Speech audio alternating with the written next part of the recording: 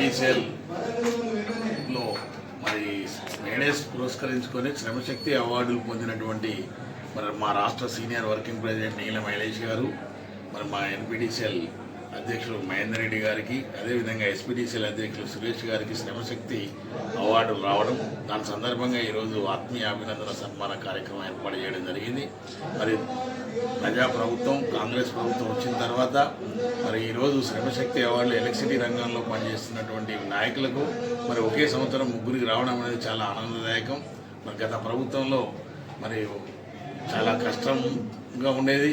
మరి ఈరోజు ప్రజాప్రభుత్వం వచ్చిన తర్వాత మరి విద్యుత్ రంగంలో పనిచేస్తున్నటువంటి నాయకుల ముగ్గురికి శ్రమశక్తి రావడం అనేది ప్రభుత్వానికి, ముఖ్యమంత్రి గారికి, అదేవిధంగా విద్యుత్ శాఖ మంత్రి గారికి కృతజ్ఞత తెలియజేసుకుంటూ మరి ఈరోజు కార్మిక రంగం ఎదుర్కొంటున్నటువంటి సమస్యల మీద మరి సుదీర్ఘంగా చర్చించడం జరిగింది. అదేవిధంగా రాతపూర్వకమైన రిప్రజెంటేషన్ కూడా ఇవ్వడం జరిగింది. ముఖ్యంగా ఇలా విద్యుత్ రంగంలో ఆర్టిజన్ కార్మికులకు రేట్ చేంజ్ కావాల్సిన అవసరం ఉంది. అదేవిధంగా ఒకే సంస్థలో ఒకే సర్వీస్ రూల్స్ ఉండాలి.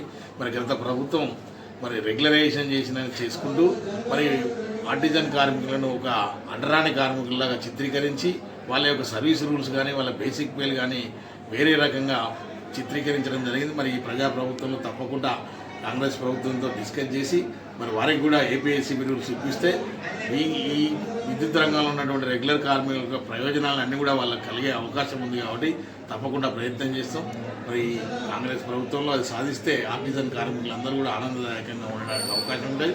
తద్వారా వాళ్ళందరూ కూడా వాళ్ళ విద్యార్హతలను బట్టి కన్వర్షన్ అయ్యే అవకాశం వస్తుంది. కాబట్టి తప్పకుండా ఈ ప్రయత్నం చేస్తాం. అదేవిధంగా ఇమ్మీడియట్గా గ్రేడ్ చేంజ్ వచ్చే నెలలో మొదటి వారంలో మీటింగ్ పెట్టి తప్పకుండా గ్రేడ్ చేంజ్ చేస్తామని ముఖ్యమంత్రి గారు, అదేవిధంగా విద్యుత్ శాఖ మంత్రి బట్టి విక్రమార్క గారు చెప్పడం జరిగింది. మరి ముఖ్యంగా ఇలా విద్యుత్ సంస్థలో కోర్టు కేసుల వల్ల ప్రమోషన్స్ ఆగిపోవడం జరిగింది. మరి ఇలా ఆ కోర్టు కేసు క్లియర్ చేసి చాలామంది రిటైర్డ్ అయ్యే అవకాశం ఉంది. రిటైర్మెంట్స్ ఎక్కువ ఉన్నాయి. కాబట్టి ఇమ్మీడియట్ ఆ కోర్టు కేసు క్లియర్ చేసి మరి తప్పకుండా విద్యుత్ సంస్థలో ఉన్నటువంటి ఉద్యోగులందరికీ కూడా ప్రమోషన్లు కల్పించాలని కోరుకుంటున్నాం. మరి ముఖ్యంగా మరి గత ప్రభుత్వం సబ్స్టేషన్లను నిర్లక్ష్యం చేసింది. మరి ఎక్కడ కూడా సబ్స్టేషన్ వేకెన్సీస్ అన్ని కూడా నింపలేదు. కాబట్టి గత దాదాపు 10-15 సంవత్సరాల నుంచి సబ్స్టేషన్ వేకెన్సీ